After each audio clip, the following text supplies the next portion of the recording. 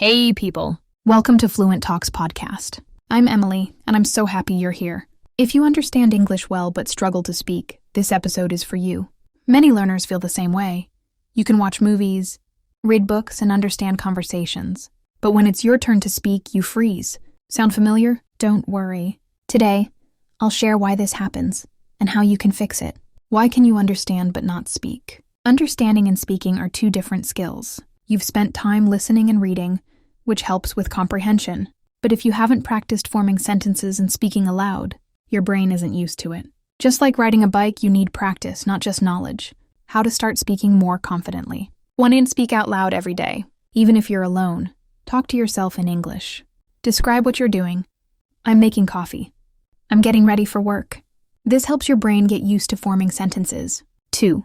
Stop translating in your head. If you always translate from your native language, speaking will feel slow.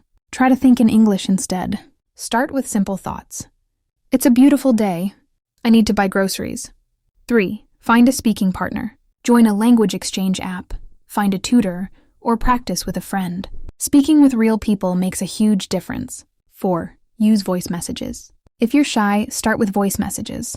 Record yourself talking and listen back. You'll improve your pronunciation and gain confidence. 5.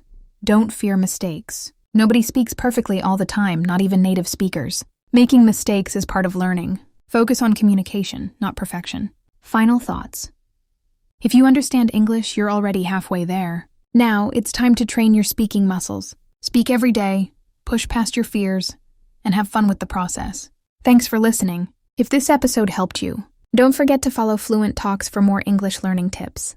Keep practicing, keep speaking, and remember, you've got this. Until next time, take care and keep learning.